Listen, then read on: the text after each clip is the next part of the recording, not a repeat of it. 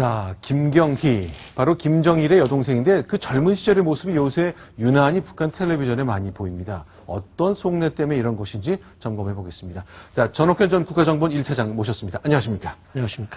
자, 영상 하나 좀 보여드리면서 말씀드리겠습니다. 북한 TV에서 요새 저런 영상이 유독 많이 나오네요. 자, 젊은 시절의 김경희죠. 저게 67년 5월에 김일성대 재학 당시에 노동저기대 군복 입고 거수격리하는 김경희의 모습이고요. 네. 저기는 김정일, 오빠 김정일 뒤에 서 있는 이제 김경희의 모습. 네. 그런 사진들이 최근에는 잘 안 나오다가, 아까 얼마 동안에는 장성택 처형 이후에는 잘 안 건강 악화설이나 또 처형설 또 별의별 얘기가 다 있다가 안 나오다가 최근 들어 당대회를 앞두고 김경희의 모습이 자주 이 북한 TV에 등장하고 있습니다. 전 차장님, 저 왜 그렇다고 좀 해석하십니까? 지금 방금 설명해 주신 대로 네. 당 대회를 앞두고 지금 이렇게 집중적으로 보여주고 있거든요. 그렇죠. 그렇기 때문에 시점을 분석하는 것이 네. 그 의도 파악하는데 가장 중요한 기준이 된다 이렇게 말씀을 드릴 수가 있습니다. 네. 현재 김정은 체제의 특성이라고 하면 네. 바로 혈통 정치를 강조하는 것입니다. 네. 바로 김정은 체제의 정당성과 정통성을 네. 확보하는 데 있어서 가장 중요한 기준이 바로 혈통이라는 건데 네. 김경희는 바로 백두 혈통이거든요. 네. 그래서 김정은인 나도 네. 백두 혈통을 타고난 사람이니까 네. 과거 김경희 시대 때 보였던 충성심을 네. 김정은 이 시대에 있어서도 네. 충분히 보여달라. 네. 이런 거를 북한 주민들한테 호소하는 일종의 그 연출을 하고 있는 거다. 저는 네. 그렇게 보여집니다. 그러면 이제 2013년이니까 벌써 한 2년 반쯤 전에 공업부 장성택을 무참하게 처형했잖아요. 그 이후에 김경희 모습이 잘 안 나왔었는데 그럼 당대회 앞두고 부쩍 TV 많이 나오면 북한 주민들은 딱 알아채는 건가요? 그렇죠. 이제 네. 김정은 시대에 이제 장성택이가 이제 갑자기 처형되면서 네. 김경희가 이제 살아있느냐, 네. 죽어있느냐를 가지고 대내적으로 많은 논란이 있었어요. 그렇죠. 그러던 와중에 작년에 이제 국정원에서 네. 국회에 정식으로 보고하는 자리에서 네. 김경희는 살아있다. 네. 이렇게 갖고 이제 생사 논쟁에는 이제 종집을 찍었는데 네. 이렇게 이제 직접적으로 보여주는 것은 앞에서도 말씀드리는 것처럼 네. 이런 백두 혈통의 어떤 정통성을 네. 강조하는 것도 있고 네. 또 이제 아직도 이제 김경희는 이제 건강 상태가 안 좋고 있거든요. 네. 그렇기 때문에 건강 상태에는 약간 이상은 있다 하더라도 네. 현재 생명을 유지하는 데 지장이 없다. 네. 살아있는 자연인으로서 충분히 존재 가치가 있다. 이런 거를 짚어주는 대목도 있다. 이렇게 네. 보여집니다. 그러니까 1980년에 이제 당대회라는 거 굉장히 생소합니다. 36년 만에, 80년 이후에 36년 만에 이번에 열리는데 이번에 김경희의 건강이 허락한다면 이번에 좀 등장해야 정상인 그 정도의 중요한 행사인가요? 만약에 네. 정치적으로 백두혈통 이상의 의미를 상징 조작을 통해서 네. 김정은 체제에 이용할 가치가 있다고 보면은 네. 김경희를 등장시키겠죠. 네. 그러나 김경희는 장성택이가 처형된 이후에 네. 김국태 장의 서열에 네. 그 명단만 올렸지 실제로 또 거기에는 참여하지도 않았거든요. 네. 그리고 현재 정치적으로 네. 이용 가치는 없는 걸로 김정은 체제는 정리가 된 걸로 저는 네. 파악을 하고 있습니다. 그렇다고 본다면 네. 저렇게 백두혈통 정도로까지만 활용하지 네. 실질적으로 정치 전면에 등장시키는 데는 활용하지 않을 것이다. 네. 그래서 이번에 당 대회에 실제적으로 살아있는 모습을 보여주기에는 어려울 것이다. 저는 그렇게 봅니다. 자, 이남희 차장. 이제 김경희만, 그리고 얘기 나오면 남편인 장성택이 안 나올 수 없고, 이 두 사람의 예전 결혼할 때의 과정이 늘 회자가 되고 있잖아요. 절절한 또 러브 스토리의 주인공이기도 합니다. 물론 네. 비극적으로 끝났지만요.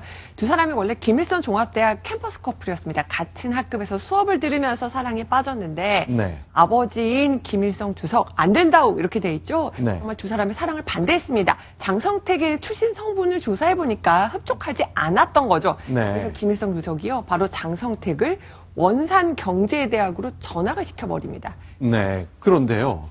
차장님, 어떻습니까? 이제 저 김일성의 딸의 결혼이라면 마치 왕족의 공주 결혼처럼 굉장히 중요한 얘기는 하겠지만 아버지가 안 된다 그러면 뭐 강제로 전학도 시키고 뭐 이런 일이 북한에서 충분히 상상 가능한 일입니까?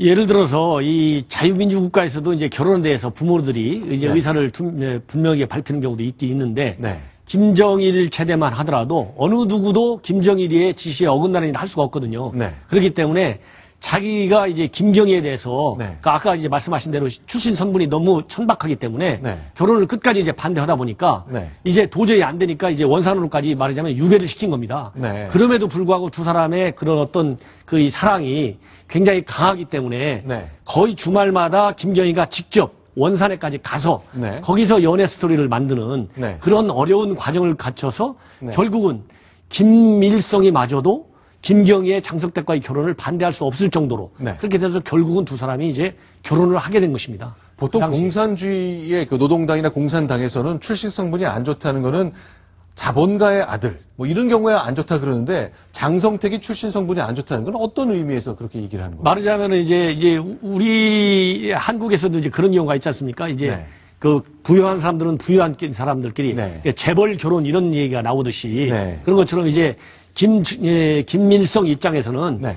말하자면 자본가 계급이라고 하면 이제 정치 이념적으로 네. 타도 세상이기 때문에 안 되지만 그렇다고 장성택 같이 별 그렇게 특별한 사회적 지위가 있지 않은 네. 그냥 일반 서민의 아들이기 때문에 더 싫어했던 것이죠.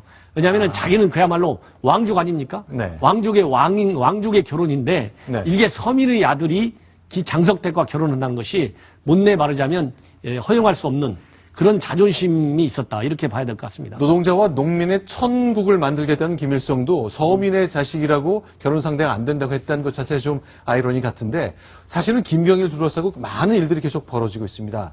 자, 올 1월 달에요. 김경희와 같은 이름의 한 여성이 등장했는데 이것 때문에 논란이 굉장히 많았다면서요. 영상 저희가 좀 공개하겠습니다. 저분이네요. 자, 이 사람 누굽니까? 김경희라는 동명이인인데 김정은의 고모 김경희하고 이름이 같다. 이건 어떤 의미죠? 그때 저희는 네. 조선 사회주의 노동청년동맹 창립 신돌수를 맞으며 진행한 대표자 회의에 참가했댔습니다. 네. 장산군 태평식동 자, 저렇게 이제 보이는 화면에 보이는 저분인데 이름이 김경희네요. 저렇게 일부러 동명이인의 여성을 북한이 TV에 공개했다. 어떤 의미가 좀 있는 걸까요? 그러니까 이제 TV에 보도되기 전에 네. 대의원 명단에 김경희라는 사람의 이름이 떠오르니까 네. 많은 대외 언론에서 네. 야 이게 김경희가 다시 살아났구나 정치적으로 네, 네.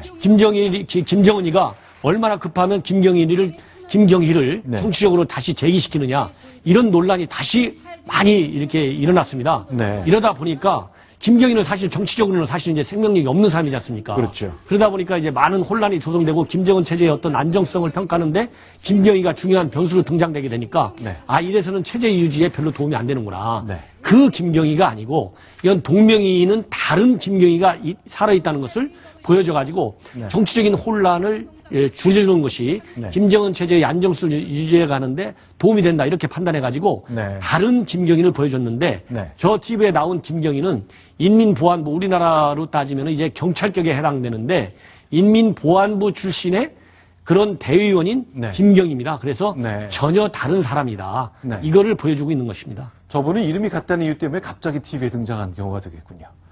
자, 그러면요. 이 다른 얘기 좀 하나 더 해보겠습니다. 이제 천상환 차장. 오늘 이제 노동신문 보면 김정은이 오랜만에 무슨 공장에 방문했네요. 주로 이제 미사일 뭐 이런 기계 공장 이런 데 많이 갔었는데 3주 만에 네. 이 현지 시찰을 나갔는데 민들레 학습장 공장. 학습장이 뭐냐면 우리 말하면 이제 공책이요. 공책 만드는 공장에 간 겁니다. 가서 여러 가지 얘기를 했는데 뭐 우리 학생들이 어른들이 아이들이 좋아할 생각을 하니까 뭐 김정은이 나 춤이라도 추고 싶었던 심정이다. 뭐 이러면서 굉장히 좋아했다. 환하게 네. 웃었다라고 하는데요. 네. 연간 이게 만드는 생산 이 능력이 연간 네. 5천만 권이랍니다. 근데 김정은이 1억 5천만 권으로 늘리라고 했대요. 갑자기 책을 5천만 권 만드는데 3배로 늘려라. 네. 이렇게 그게 지시를 가능할지. 근데 보통 또 김정은이 하라면 매기 같은 경우도 갑자기 없던 매기가 막 나오고 하거든요. 내년에 아마 또 가서 1억 5천만 권 만들어 찍어냈다고 아마 할 것 같습니다. 자, 이 사진을 보면요. 자, 이렇게 공책 들고 있고, 뭐, 옆에다 수첩 들고 있는데, 뭐, 늘 봤던 거잖아요. 수첩 들고 있고, 입을 가리고 말하고. 이런 게 아주 특징적인 거죠. 예.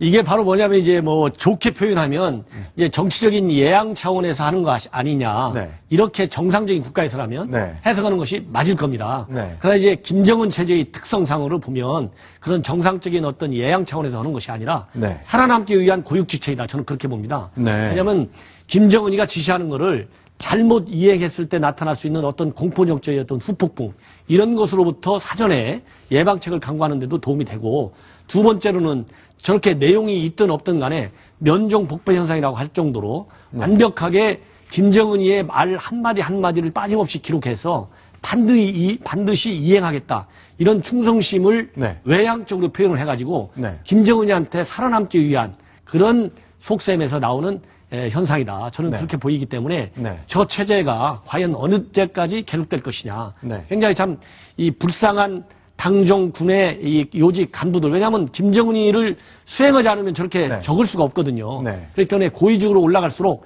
김정은이 체제에서 살아남기가 그만큼 어렵다 하는 것을 네. 보여주는 하나의 장면이라고 저는 해석이 됩니다. 자, 다시 한번 이제 5월 달에 열릴 당대회란 거 이제 5월이 실제 되면 우리가 뉴스에서 많이 보게 될 것 같은데요. 1980년 그리고 36년 만에 올해 열리게 되는데 올해의 모습은 36년 전 영상을 보면 좀 가늠이 될 것 같습니다. 어떤 모습일지 한번 그 영상 보면서 차장님 말씀 좀 듣겠습니다. 김일성이 살아있을 때죠. 그렇죠. 사망 14년 전. 한참 전이네요. 자, 저 모습, 박수 열심히 치고, 김정일하고 김일성이 등장하고, 저런 모습입니다. 7번째 대회, 내달 5월 7일 날 개회가 됩니다. 자, 외국인들도 많이 있죠.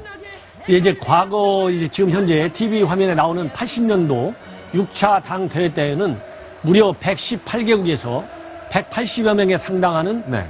외빈들이 네. 대거로 참석을 했고 네. 그중에는 정상급 외빈도 상당수 있었다. 네. 이렇게 지금 알려지고 있고 네. 또 과거에 10년 그 당시부터 10년 전인 70년도 5차 당 대회 때는 네. 또 6차 당 대회 때는 달리 외빈들이 하나도 없이 또 당 대회가 열린 적이 있습니다. 네. 근데 이게 36년 만에 열린다. 중요한 것 같으면 간간히 해줘야 되는데, 이렇게 오랜만에 열리는 것, 이걸 어떻게 봐야 되는 거죠? 예, 제가 보기에는 이제 두 가지 이유로 이제 설명을 할 수가 있을 것 같습니다. 네. 과거 이제 그 80년도에 6차 당 대회 열린 이후 36년 만에 열리게 된 것은 네. 김정일의 이후에 이제 처음 김정은이가 등장했는데 네. 김정은이는 김정일과 달라요. 네. 후계 학습 기간이 전혀 없었습니다. 그렇죠. 느닷없이 말하자면 정치 전면에 나타난 거예요. 네. 근데 김정일은 충분한 학습 기간 동안에 후계 체제를 완벽하게 구축을 해놨습니다. 네. 그렇기 때문에 저런 대규모 이벤트 없이도 네. 후계 체제를 구축하는데 전혀 어려움이 없었어요. 네. 그리고 나이도 충분하게 말하자면 정치적인 어떤 리더십을 발휘할 수 있을 정도로 이 경험과 노하우를 가지고 있었거든요. 네. 근데 김정은이는 그런 게 전혀 없어요. 네. 그렇다 보니까 저는 외형적인 대규모 이벤트를 통해서 네. 어떤 정치적인 상징 조작을 통해서 김정은의 유일 지배 체제가 확립됐다고 하는 것을 네. 대내에 공표할 필요가 있다. 그래서 저렇게 어려움이 많은데도 불구하고 당대회를 여는 것이고 네. 그리고 한 가지 더 이유를 든다면은 김정일 시대 때에는 네. 고난의 행군이라든가 네. 경제적으로 굉장히 삼난의 시대라든가 이런 게 어려움이 많아가지고 그렇죠. 저런 대규모 행사를 치를 만한 돈이 없었어요. 네. 근데 지금도 돈이 없는 건 마찬가지입니다. 재정면 때문에. 네. 그러다 보니까 이제 충성 자금을 상납하라고 많은 압력을 가다 보니까 부작용이 많이 나타나지 않습니까? 그렇죠. 그렇기 때문에 과거에는 경제난 때문에 자금이 어려워서 그걸 그냥 넘어갔는데 앞에서 얘기한 정치적인 욕구가 너무나 크다 보니까 네. 돈이 없는 건 마찬가지인데도 불구하고 저렇게 어렵게 네. 당대회를 열 수밖에 없다. 이것이 큰 차이라고 볼 수가 있습니다. 일단 북한을 향한 대북 압박 그리고 제재가 계속되는 가운데 자, 외국 정상들이 과연 얼마나 참석할까 또 어느 정도 급이 참석할까 이번에 보면 과연 북한이 어느 정도 유대 관계를 맺고 있는지 국제사회의 압박이 얼마나 고강도로 진행되고 있는지 그걸 가늠해 볼 수 있는 척도가 좀 될 수 있을 것 같네요. 알겠습니다. 자, 오늘 이제 김경희 얘기로 시작해서 다양한 북한 소식 전옥현 차장님과 얘기 나눠봤습니다. 말씀 잘 들었습니다. 고맙습니다.